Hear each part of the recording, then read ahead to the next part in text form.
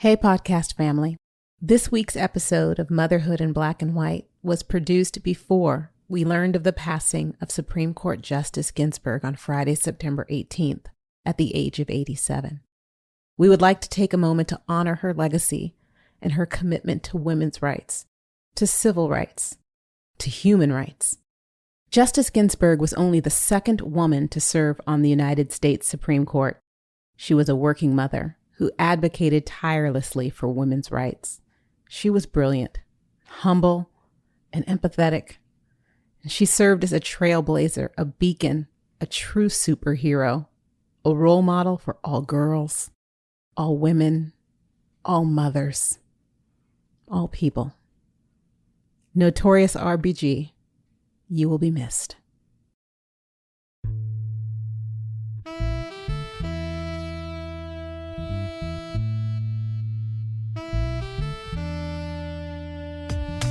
Hello, podcast fam, and welcome to another episode of Motherhood in Black and White. I'm Kaanji. I'm Tara. And we are so excited that you are joining us again this episode, where we are going to talk about the mental load of motherhood with a very special guest. But before we do, we have to revisit some of our conversation from last week. You had some homework.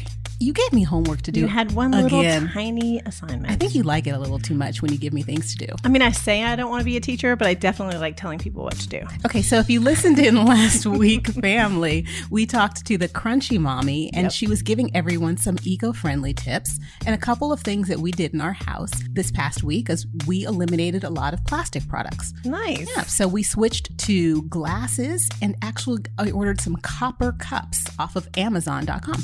The note actually said that they are copper vessels. Yes, you were drinking out of a copper vessel.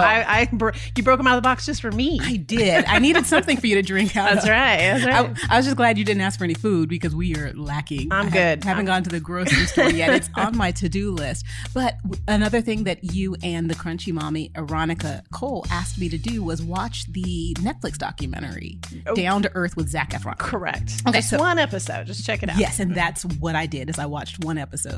And Tara, yes, I have lost all faith in you. What? It was horrible. What? Which episode did you watch? Well, the one that was the very top of the Netflix list. Oh, so I guess the first one. It was about Iceland. Yes. Yes. You didn't enjoy that? No. Where they made the bread in the ground? I watched it. And if you had just told me what they did, that's all I would have needed. I didn't have to waste 40 minutes of my day with the bread and walking on the continent. But I tried because you gave me an assignment to do and I value your opinion. Wow. And so you recommended something and I was waiting for like Beyonce to come in or some I backup told dancers. You Beyonce was good. Oh. But it didn't make you want to like go to Iceland? No. Oh, it totally made me want to go to Iceland. It made me want to eat bread, but from the refrigerator. All right. Well, that's something, I guess. Okay. Well, now we know. Kaanji, not a fan of the Zac Efron show. Not at all. Not at all. Now we know. And you don't have to watch anymore. So that's good. And I won't. But one of the things that it did do is it added something else to my to-do list. You're welcome. You're welcome for that. We realize as mothers that our to-do lists can be a little long, right? Never ends. Is that what you found?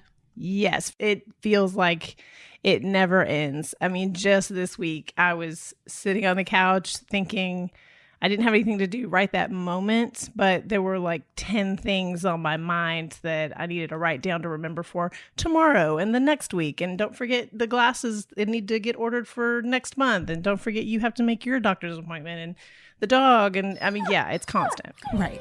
I tell my husband and son that I feel like I'm the cruise director. Yes. On a ship that's going nowhere. Yes. Which is an apt analogy for 2020. That's right. Because I'm the activities director.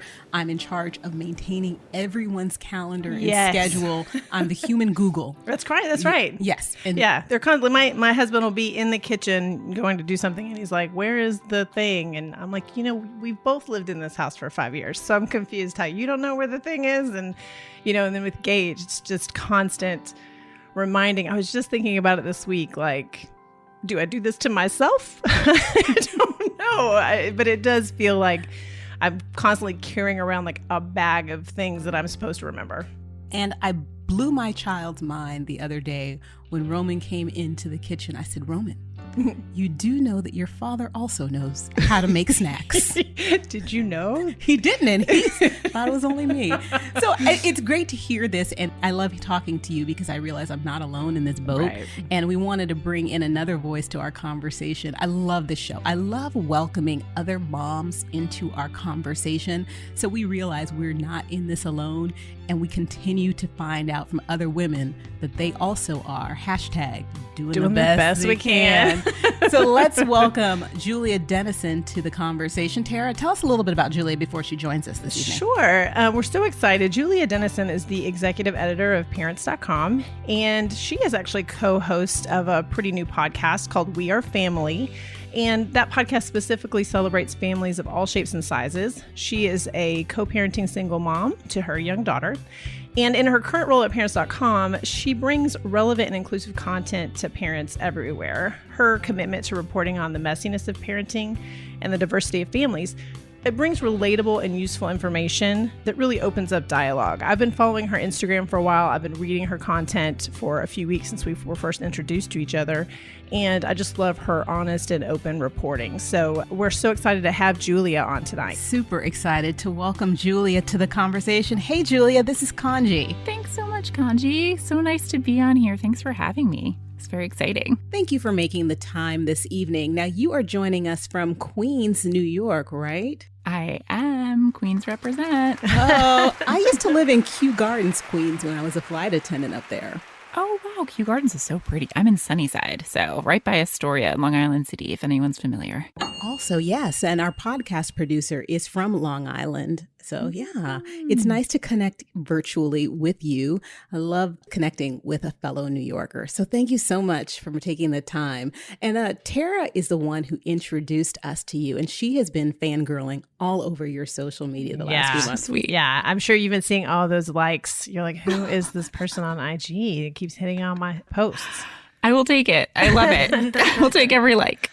We love likes. So we wanted to take some time today to talk with you about the mental load of motherhood. We wanted to talk to you because as the executive editor of Parents.com, you have a unique expertise here, but we also want to get to know you a little bit about your journey in motherhood. So share with us about your story, your motherhood journey, your baby girl, your sibling situation, whatever you have for us. We're excited to hear from you. Sure. So I am mom to Esme, who I call Ezzy. She's 4 years old. She's starting pre-K this week, virtually this week, and then hopefully in person next week. We'll see. As we know, it's just nutty. I co-parent with her dad, who lives about 10 blocks away. So not that far. Maybe it's like a 10-minute walk. We divorced or separated when she was 1, so when she was pretty young, but we met in college and we're really good friends, so we get along really well. So I really try to kind of co-parent well, so to speak, where we, we'll still go to the zoo together and we split the time between us 50-50 very equally. So she's currently with her dad right now, which is why I'm able to be doing this podcast, because otherwise, talk about juggling and the mental load. I don't know how I'd be able to do half the things I'd be able to do if I was a full-time single mom. So mad respect to full-time single moms out there. But yeah, that's me.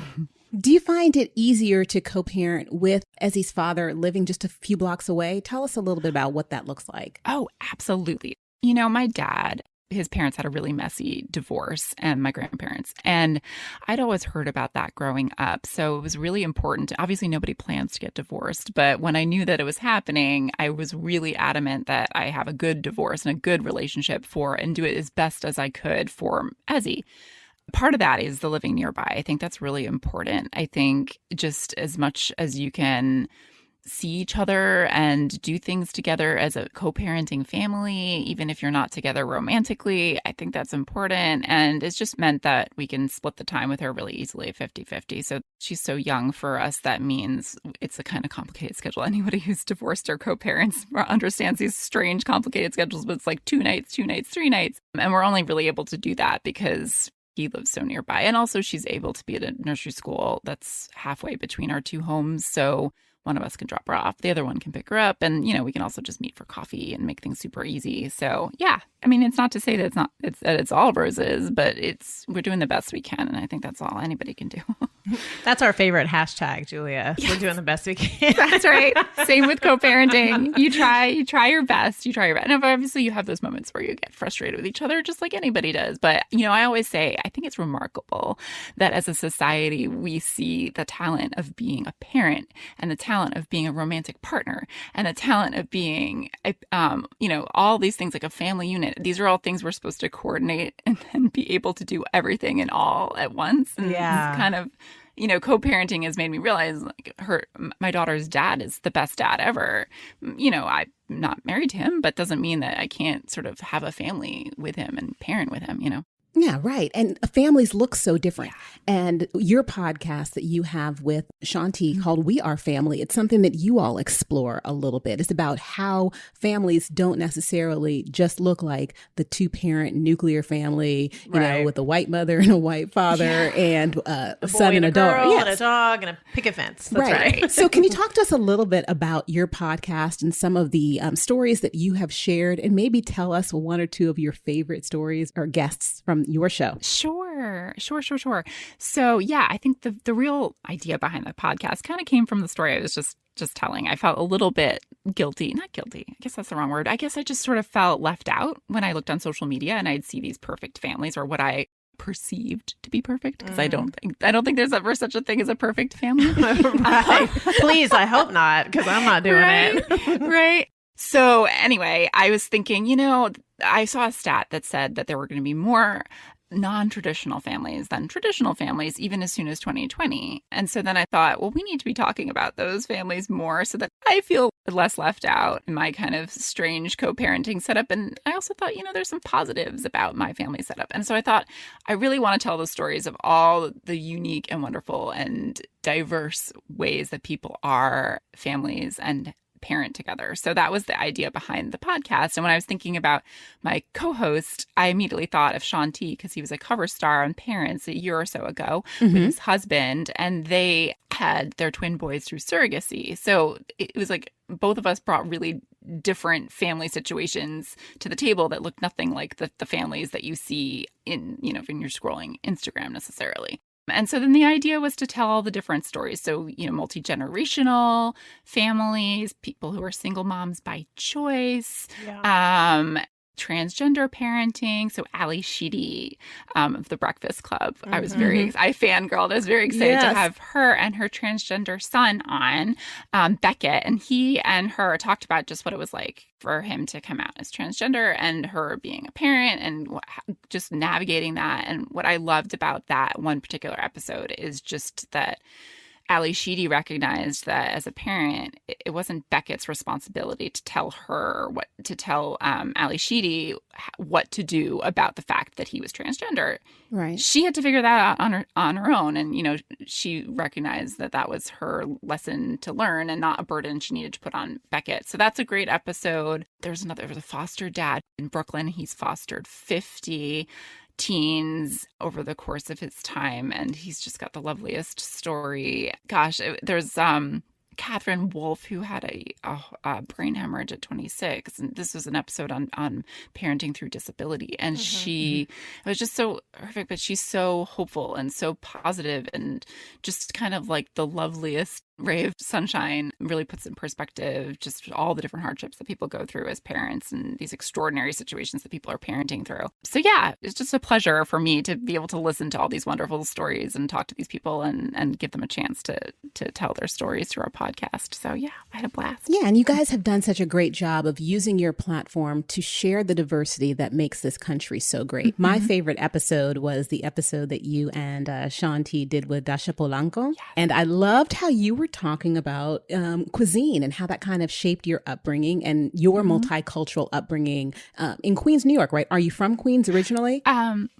Well, I'm from the city originally. So I was born in Manhattan, and then I lived in the Bronx, and I grew up with having a Dominican babysitter and just kind of exposed to the culture there. But I think just by the very nature of growing up in the city, raising my daughter here in Queens is one of the things I'm most proud about, is the fact that she's exposed to so many different cuisines and cultures, and it's just the norm for her. Right. And Julia, that's one of the things that my husband and I miss the most about leaving New York. We left New York in 2013 when our son was just a couple of years old. But my husband always says he can't find a good bagel down here in Texas, and he can never find food at 2 or 3 in the morning. He's a New Yorker and he's a musician, so he loves being up at night, and he hates that everything here closes at 11 o'clock. But he misses all of the food and the culture, and that's what we wish we could continue to expose Roman to down here in Texas. And since we can't, Tara and I were like, let's put on a podcast so we can bring it to them. Let's create the culture. That's right. We're going to talk about it all ourselves. Yes. And so what do you think is Ezzy? What's the best part of living in New York for Ezzy? And we know that 2020 has been so challenging for you guys and for New Yorkers. And my heart breaks for you and all of my friends and family up there. But share with us how it's been and kind of how you've been navigating all of this with a little one. Oh, sure. So growing up in New York, I feel like I love the city so much. This is my hometown. I actually left New York for 10 years in my 20s and early 30s to live in London. So then I came back. So I feel like it's like me rediscovering my city. And so I always felt like New York's like a part of the family. It really is just something that I've just...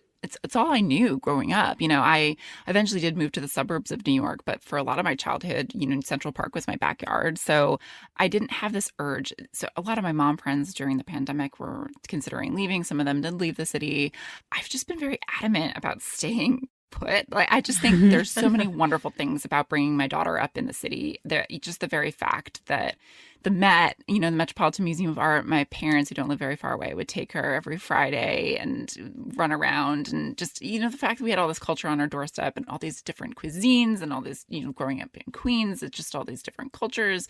And the fact that you're just never bored being in the city. I really think for me, it's the best possible environment to bring up my daughter. And I'm so proud that she was born in the same hospital on the Upper West Side that I was born in. Oh, look at the tradition. That's cool. She will never be able to leave New York. I know. Guaranteed it. Yeah. So I've been very adamantly happy to be staying put. And, a lot of my friends see the dream of the suburbs, and I'd done both. So I'd grown up in the suburbs as a teenager too. And I was like, all right, well, you can go to the suburbs. I mean, your kids are going to just be on the running for the last train at Grand Central, like every other kid going right back into that city, because there's just that kind of allure of New York City that you can, you can't really replicate anywhere else. So yeah, I love the city. I'm happy to be here. It has been very strange, but we're New York tough. We've been through really tough times before. Just the anniversary of September 11th brought it all back. It's just a city that's been through so much. And I love my neighborhood here in Queens, and just, we're all kind of in this together. And it's felt very, it would get very emotional when everybody at 7 p.m. would ring the bells for the essential workers and shout out their friends who were putting their lives on the line during this pandemic. And, New York can be a really big city, but it can also really feel like a tight-knit community in a lot of ways too. So yeah. New York strong. New York strong. We should. I know. So we have to swing by Atlanta, pick up Veronica. That's right. On our little communal farm. That's right. Take a girl's trip to Miami. That's right. And then we're heading up to New York to live with Julia and run through Central Park. Dominican food you guys were talking about. There you go. Yeah. So Julia, we want to circle back a little bit. Before we started chatting with you, Tara and I were talking a little bit about an article that's being featured a lot in your magazine, and also the discussion has been resonating in a lot of mommy groups. It's called The Mental Load of Motherhood, right? Yeah. And I told Tara, it's like we talk about, you hit the mother load was, I'm from California, and the 49ers said, hitting the mother load was finding a lot of gold in the ground. But the mother load, LODE, it's different now. When we talk about the mother load, it's a different kind of weight, and it doesn't feel like gold. Yeah. No, it does not. No, it's like, can we just put this back in the ground? So talk to us a little bit about the mental load of motherhood and what you guys at parents.com and some of the motherhood journals and magazines talk about. Sure. So this is one of my favorite topics of conversation. I think it really drove it home for me when I did get divorced and I started co-parenting, because in a funny way, that allowed me to even the playing field, not entirely, but a little bit more than I had been when I'd been married, or that I saw with my friends. So, as a co-parenting mom, I get Ezzy 50% of the time. So when I don't have Ezzy on a weekend, I kick back, I relax, I chill. I'm an adult woman. And I remember I would say to friends of mine, let's do this on Sunday, or like, let's go to the spa on Saturday. And then I'd have mom friends who'd be like, I don't know. I took a Saturday off like 8 weeks ago. I'm like, girl, Yeah. I am divorced and a co-parent. Why can't you just step away? You've got a dad at home. Or I'd be out with the girlfriends and they'd be rushing back to put their kids to bed. And I'm like, why can't the dad put their kid to bed? And I think it just started to really hit home with me because I was like, look, do I have to teach you guys how to co-parent in your married relationship? Yes, Yes, please. To answer your question, can you do that, Julia? I need some help. If I can do it just because it's mandated by the courts in my custody agreement, like, do you guys need your own custody agreement? Like, hello. It seems like, yes. I think that even in a married situation, a lot of times the women, the mothers, still carry a lot of the load, Yes, and absolutely. Even if, and Tara and I were saying that there are times when I'm in the house and I'll be working because I'm still working from home and my kid will want something. And I was like, well, that daddy is also here. Yeah, it's not just He's me. not just me. Yeah. But it's hard to divvy it up. Real. And I guess maybe we need a court order. But talk to us about, which is easy because I'm an attorney. So I'm going to draft it. Here we go. I need an agreement. It's not a divorce agreement. It's a splitting up of the duties, please. Yeah. So we talk, one of the articles that your magazine has, it talks about some of the things that a woman or a mother thinks about during the day. So how have you found, and some of the women that you've talked to and some of the articles, the contributors, what have they found has been the biggest challenge that mothers have with carrying the mother load? Right. So we pulled out some stats. So we did Project Mental Unload on parents.com recently, and we released it for Labor Day to highlight the unpaid labor that us moms do. I love that. Yes. And so we pulled out some stats. So working moms are 3 times more likely to manage their kids' schedules and household responsibilities than working dads. And they're less happy and they're more stressed. And this is hard facts. This is some studies that people have been doing. And they're also still expected to be the nurturers in their family. It's like these societal norms that they're just we're all supposed to be doing everything all the time. And then it leads to this like severe burnout. And I think especially going into this new school year when it's just been so hard during the pandemic and we've been doing it all. And then we're going into the school year and now we're going to be asked to be doing remote learning all over again. I think it's a moment where moms are really reaching breaking point. And it's hard because a lot of what we found is that even good dads who are like, well, let's do this, like, let's parent together, let's be equal, even in situations like that, the moms are still carrying the load. And I don't even know if they're even like conscious of it. I think sometimes it's just so ingrained in what we do. I mean, even starting from a younger age, I think they say that you got to watch what you're giving the chores you're giving little girls versus little boys. Like, it starts young. Right. But in terms of parenthood, I think it really starts with parental leave. I think if dads aren't feeling the pressure not to take their paternity leave, or they're not taking the same amount of time as the moms, then they're stepping in after the moms have taken this longer maternity leave, and all of a sudden the moms are the experts and the dads are asking them what to do, and that's where I think that we get off on the wrong foot potentially. It's hard. I mean, another example, even in my co-parenting situation, Esme's school has been calling me nonstop in the middle of meetings all the time with all these questions about forms. And ironically, her dad submitted the whole dang application. So I said to them, why are you calling me? I should be like an additional contact if you can't reach him first. Yeah. Why is this conversation happening? And, her teacher was so sweet. She's like, oh my God, I'm so sorry. And I'm like, mental load. Yeah. Exactly. Other people don't realize that they're doing it. There's another mom blogger that I follow, and she calls it the default parent. Like, why are the moms the default parent? Like, why can't it be spread out? And that's not internal, that's external. Like you're saying, I mean, that is the school calls me first. His friends' moms call me. They're not looking for dad's number. They're not trying to set that stuff up, Right. And Julia, you shared with us that you're able to be here because Ezzy is with her father. Mm-hmm. So how does it look when she's home and you are working full time? So here's the thing, as a co-parenting mom, it's like 100% when I have Ezzy. throughout the pandemic, I've been working from home full time and when I have Ezzy, it's full time and it's insane. And I could not have done my whole podcast if I was a full time single mom, or maybe I could have done it after bedtime. I don't know, but it would have been much, much harder. And I go back and forth because talking about the mental load with my married friends, I think, why don't you guys, during the pandemic, they were sort of like trying to figure out how they just felt like they were constantly the one that their kid was coming to. And I was like, maybe you could tag team, like maybe you could literally just have 100% all the time and then like not off, complete 100% off mom duty another time, because I mean, I don't know what's best, but I would almost rather have the like 100% on and just go insane. And then I get like my time like off. Your full break. Right. Yeah. But you get the full break because she's not there. Yeah, and even right. I think with some moms, if you think you're going to be off, just knowing that the kid is in the house or your children are in the house, that your ears and eyes are always going to be kind of peeled and open. Like, what are they doing? I hear sounds coming from my kitchen that should not be coming from the kitchen. Or I don't hear any sounds. Why don't I hear any sounds? Mom, relax. Exactly. No sounds is the worst part of it. Yes. So I know that it's challenging being a working mom. And a lot of people say that working mothers are expected to work their jobs like they don't have kids and then parent like they don't have jobs. Yeah. You know, and I love that your Parents.com is shining a light on this.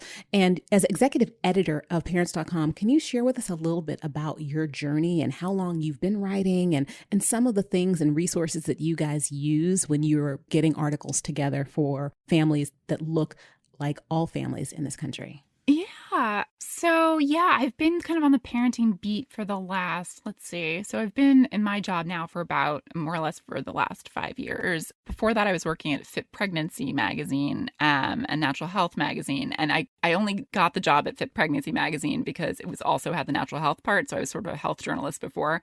And I always joke because I was working in the pregnancy and parenting space before I was even a parent. And I said to myself, it's either going to make me really want to have a kid or really not want to have a kid. I guess eventually it made me want to have a kid because it's just like too much information. Although I remember when I was pregnant, my OBGYN was like, you have no questions. And I was like, that's because I work on Fit Pregnancy and I answer questions, like, we're writing content to answer people's Google questions all the time. So, I'm good. I've done this research. I'm good. I'm ready. Yeah. Well, I think in terms of who we go to for resources, obviously we're always going to the tippy top of the experts. We want the American Academy of Pediatric level of trustworthy sources for everything we do because we're such a long-standing brand in the parenting space and people come to us most for the trustworthy content. But I also want to make sure that our trustworthy content comes through in a relatable way. Right. So, it's really important to me that we represent both a diversity of sources as well as a diversity of writers and a diversity of editors as well as a diversity of stories too. I think sometimes it's a blessing and a crutch that I am a mom myself because it's really easy for me to kind of write content or commission content because I'm living it.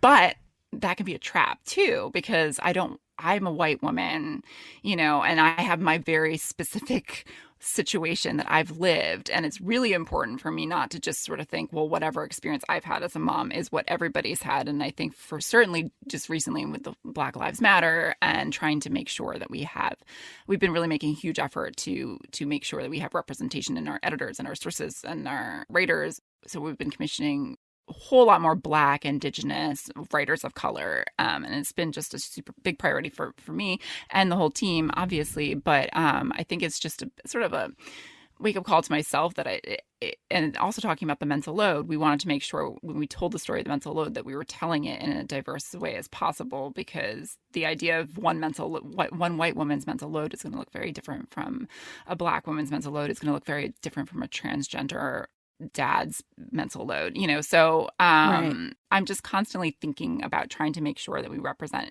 and make people feel included. I think it's about feeling, as a brand, I want to make it feel like when you read our content, you say, yes, okay, I'm validated. My story's being told. And part of that is just making sure we're telling as many diverse of stories as we possibly can. So, Julia, your ability to kind of see the world through a lens of racial equity and the way that you're trying to raise Esme, do you attribute that to growing up in New York, or what is it that allows you to have this lens of empathy? That's a really good question. I think, yes, I think growing up in New York, it was just, growing up in the Bronx, I sometimes would even feel like I was in the minority as a white girl, certainly in certain schools I was in. And it was just, I think it sort of took me going into the larger world. I also grew up in a very Jewish neighborhood in Riverdale, and I wasn't Jewish. And I remember at some point in my life when I was a teenager kind of realizing, oh, I thought I thought the whole world was Jewish, and that this is, I just didn't realize it was just my context. And I think that's part of the reason why I'm very happy to be bringing Ezzy up in such a big melting pot, because it's normalizing that diversity of culture and that diversity of, or what even normal is, Right. And I don't know. I went to Vassar. I feel like at Vassar it was like always thinking about, we were always saying things like gender is a social construct, and just like questioning and breaking down everything. And I kind of come into my job and with a little bit of that kind of like radical force. I love it. I'm in this biz of journalism to make a difference. I didn't come in here for the money or all the things. So for me, it's important to just try and make as big of a difference as I possibly can. And language and content. For example, we decided to capitalize the B in Black parents.com long time ago. Well, not long enough ago, probably, but like months and months ago. And, that's just a small thing that we can do to just be more inclusive with our content. And I think it makes a big difference. Yeah, small things lead to big changes. Mm-hmm. Yeah. And a lot of it, I think, comes down to intentionality. And what you're talking about, Julie, is being intentional in the people that you choose to, the stories you choose to tell, mm-hmm. the contributors that you're using, the articles, and just looking at everyone and celebrating all forms of diversity, which is what is amazing, that you have given this voice to some folks that otherwise would not have one. And for that, as a Black woman, I just want to say thank you. And that's why you're joining me on our trip to Miami. That's why you're invited, Julia. You're part of the crew. You're so sweet. Are you kidding? It's the least I can do. And I feel that too. As a white person, I'm very much aware of the fact that I'm in the position that I am in because we live in a society that's built on systemic racism. And I own that, and I talk about it, and I keep trying to remind myself and my team about that every day. And I think, I definitely don't want to take it for granted, the fact that I am where I am, and I am. So we have a nonprofit organization that Tara and I are members of the leadership team. And one of the things that we do is we do workshops. And one of the workshops we sponsored this week was about how to talk to kids about race and racism. And it's a workshop that we have found has always been well attended because a lot of white parents and white mothers struggle with this issue. And I wanted to know how parents.com has brought this up and how you guys have addressed it. And if you could offer any tips or tools for parents who may be struggling with how to talk to kids about race, racism, and current events from different perspectives. Yeah, no, I think we've been on this and it's been an important topic to me. We've done a lot of content on raising anti-racist kids. I always talk about the fact that as a white person, it's a privilege to even bring up the conversation of race because, I can't even imagine, and I think for Black kids and for kids of color and Indigenous kids, it's something that comes up way earlier just by the very fact of the way that they were born and the color of their skin. And so I always say when you're wondering when to talk to your kid about race, that's privilege right there. Oh, right. If you have the option. Absolutely. That's privilege. We always say there is no too young to start the conversation in one way or another.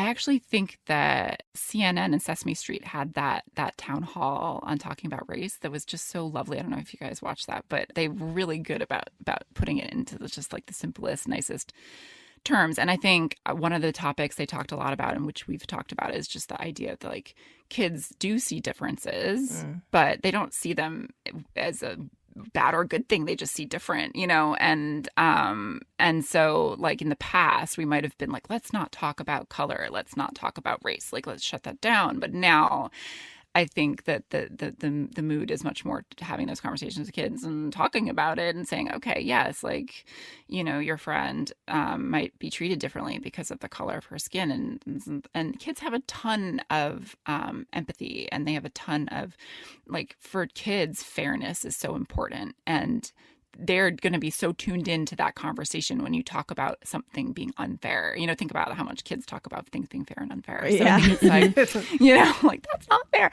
Yeah. So I think it's actually like I think they're primed to have some of these conversations if you do them in the right way. So yeah, very important. Oh, super important. Yeah, everything you're saying, tips. the work you're doing is so important. And we thank you for taking time out of your night off. Yeah, your night off us. to come talk to us about the mental load you're leaving behind for the night. Yeah. I'm going to go back to watching Selling Sunset in a minute. Nice. That's a good one. That's another show I'm probably going to have to put on my list. So I'm going to share with you, Julia, Tara made me watch Down to Earth with Zac Efron. That's what she recommended, and I thought it was terrible. So know what though? I was tempted. I'm tempted. I'm still tempted. So. But I made Kaanji watch one episode, Julia. So just try one episode. Okay. It's 30 minutes. You have been cut off. I'm now going to my new friend, Julia. Julia, I need you to recommend a show for me to watch. So you say Selling Sunset? Is that something? No. Don't make that my recommendation. No. Yes, that's what I'm going to go watch. But I'm like, that does not sound very smart at all.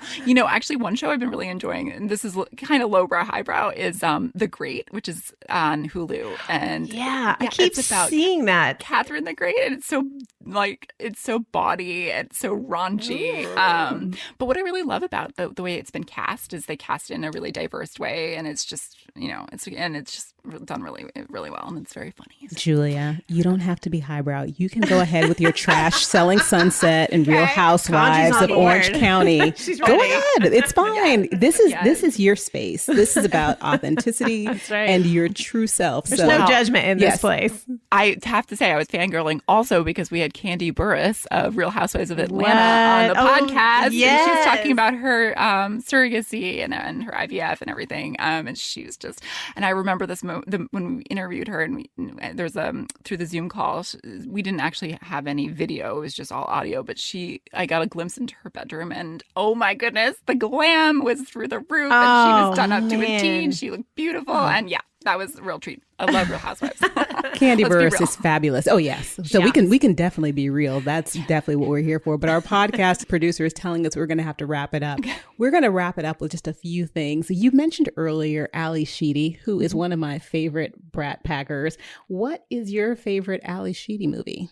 Oh God, probably The Breakfast Club. I feel like I'm going to be traditional. The here. OG. Mm-hmm. Yeah. The OG. That makes sense. Yeah. What about yours, Tara? What's your favorite Ali Sheedy movie?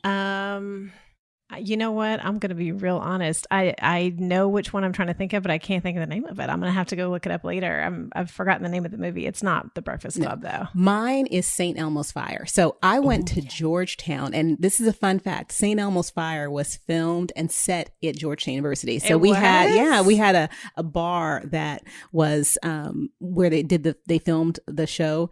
And it was a bar that was right there across from Weissmiller's, I think was the name of the restaurant. Did you go up there trying to see if you could No, find some because because my mother is going to be listening to this show, and she does not need to hear about me going to a bar when I was in college, because I did not turn 21 until after I graduated. So no, there were no drinking. Okay. Drinking for that. Kaanji's mom, turn it off. Turn it off. She won't listen this far. She'll be like, they haven't talked about me. I'm definitely turning it off. Yes.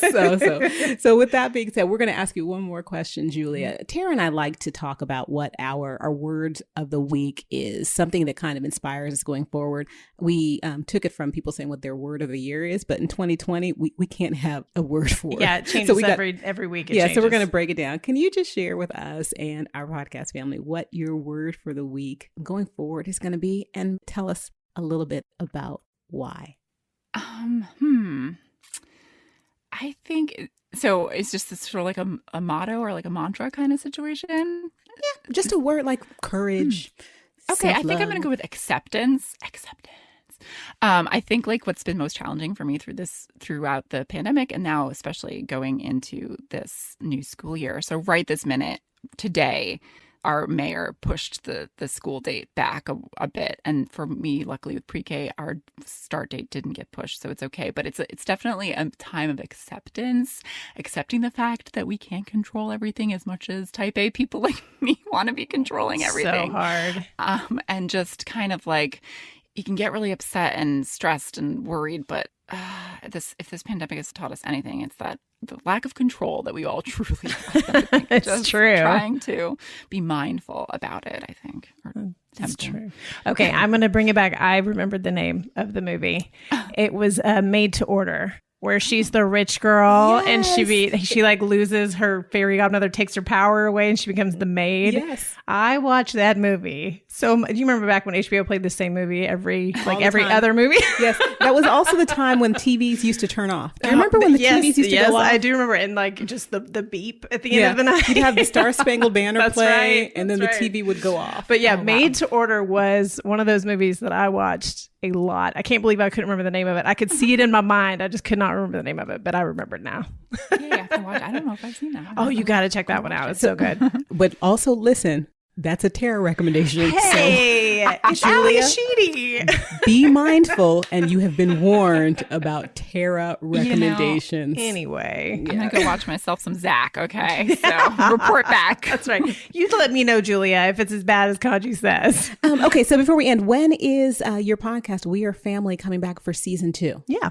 Well, that is to be determined, Okay. but we just wrapped season 1, and then we're going to figure out when we can do season 2. But I would love to do season 2, so I'm going to kind of put that out into the universe and hope that it's manifested.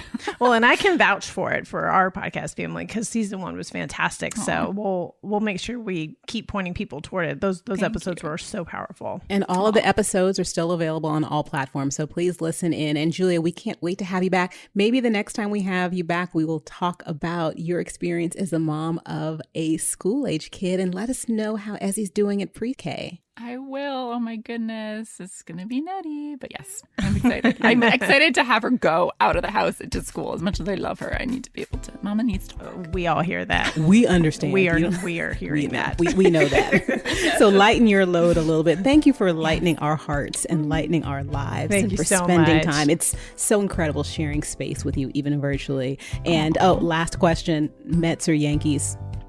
Oh my goodness. Well, I'm a Queens girl, so I gotta say Mets, don't I? Oh, there you go. Kaanji's making a face, Julia. You should what, know. I'll tell you a Kaanji is secret. making a face. I'll tell you a secret. Growing up in New York, I go back and forth. I would go to Mets games because those were the more affordable games as a kid growing up. They're still more affordable games. Yeah. The Yankees always are kind of like the superstars. So, I mean, I do love myself a Yankee game too.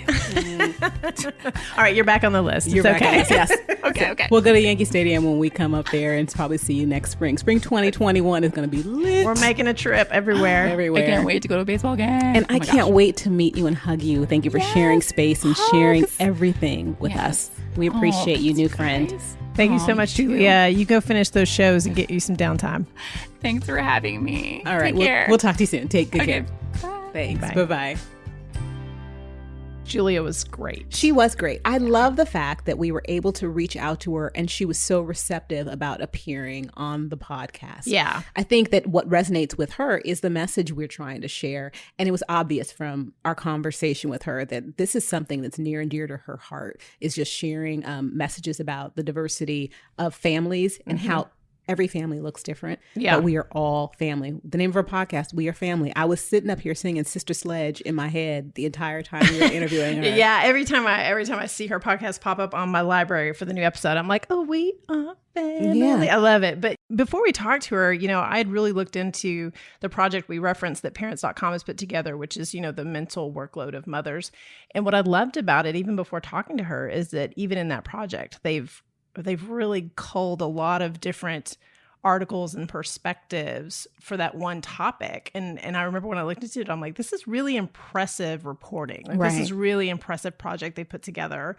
And it's the same on her IG. I follow her on social. She's at Julia Dennison. And it just proves when you see work someone's doing and then you see them personally and you can tell it's the same. Yeah, she's just so authentic. Correct. And the fact that the parents.com right now is featuring articles and stories about the mental load of motherhood, it's so timely because what we've learned in 2020 with women being disproportionately affected and impacted by COVID, especially working women. Working women have had to make some really difficult, challenging choices.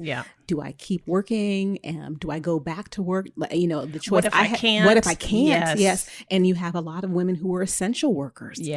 Teachers, nurses, bus drivers, and we had them having to make difficult decisions every single day. So when I look at people, when I look at moms, I extend grace to every mother I see. Every single one. All of them. Always. And I just, and we always look at each other. I hope that we get to a point where we can look at each other just from that lens of empathy and understanding and just putting our feet in their shoes to try to walk and see what it is they're going through without judgment. Totally. Absolutely. I am a no judgment in the mom zone department. It's been a long time. I'm just like, whatever you got to do to get through it, just do it. Let's go for it. I would love to say that that's who I am, but it's not who I am. Still got a little bit. I'm judging your terrible choice in Netflix recommendations. Because listen, my husband will tell you, I have not turned on the TV in 3 months. And so for me to turn on the TV and put on that trash, it was awful. So now I'm like, I'm not listening to anything you say. Judge my TV choices, just don't judge my parenting choices. Oh, you see what I'm saying? Never. I judge TV choices. Don't get me wrong. I didn't say no judgment. I said no parenting judgment. Let me amend it. I will never judge any of the parenting decisions you make. So we have a couple of parenting decisions to make now as we wrap up and things we're going to do next week going forward. So let's talk a little bit about what this next week is going to look like for you. Julia shared that her word for the week is going to be acceptance. Tara, what about you? What's your word for the week going to be? I am still a little stunned. I mean, acceptance is a good one. I think for me, there's been this thing coming up the last couple of days for me that I've been writing about and considering in my reflections each day. And so I think what I'm going to be doing, and my word will be, can I pick a phrase instead? Sure. Okay. So I think my phrase is going to be, is that true? So I've been having some trouble and struggling with kind of the stories I tell myself. And often those stories are not true. There's stories that say I'm not good enough, I'm not doing it right, things aren't right, people don't like you, just silly stories like that. And it's been kind of bad lately. I think it might just be because I'm stretched thin mentally myself, so I'm a little bit more susceptible to those old ideas. But so one of the things that I've been writing about lately is kind of what those ideas are, and then I learned this trick in therapy to say, who said that? Where is that evidence? Is that true? And so what I've been doing for the last couple of days is just kind of like writing down what that thing is that I think is true, and then actually examining if it is or not. And it's never true. So for next week, I'm going to take that into like the current situation. I'm not going to do it after the fact. I'm going to try to do it in the middle of it when I'm having those thoughts and be like, is that true? Right. So I think that's what I'm going to do next week. What about you? My word going forward for this week is going to be embrace. Yes. So it's timely. The name of our nonprofit organization is Embrace Action. And anyone who knows me knows that I am not a hugger. No. Of all of the love languages, physical touch is the one that is just number 5 for me. Okay, 5 out of 5. Spoiler alert, you have given me a hug twice when I was in very bad spots. And so I feel very loved by Kaanji. Yes. Don't tell that to Mr. Podcast Producer who has never received a hug from me, and he'll be like, I want a hug too. It was a very special situation. But I'm going to talk about the word embrace in a global sense. Okay. I just want to be more embracing of things that I do and experiences that I'm undertaking this week going forward. Yeah. I tend to shy and pull myself away from things and situations. So this week I'm going to embrace new journeys and new experiences and new people, and looking forward to it. And I have a very special visitor that is coming in the next week and a half. I referenced her earlier in the podcast, but family, guess what? my mama is coming to town. Oh, Yeah. I don't think I knew that. I don't know if you did. So she's coming for a visit, and she may even be a special guest on one of her episodes. We'll see. Please, Stay tuned. So with that being said, fam, we're going to wrap up this episode of Motherhood in Black and White. As always, thank you for being a part of the conversation. Thank you for tuning in and just sharing time and space with us. If we didn't say it already, know that we appreciate you. We're so thankful for you. We are. You guys are just holding us up, and we love all the feedback. And as usual, make sure that if you're listening to us on Apple or Google that you subscribe. And if you're listening to us on Spotify, you can follow there. Now, the great news this week is we're officially on Amazon Podcasts. You can find us on a whole new platform. We're spreading it out. So please continue to leave us those reviews and that feedback. We love reading them, and we read every single one of them. And who knows, maybe in the future we'll have like a Q&A from the fans, or follow up on some of those review questions there. So make sure you're talking to us. We thank you so much. Thank you so much for listening and tuning in. Take good care.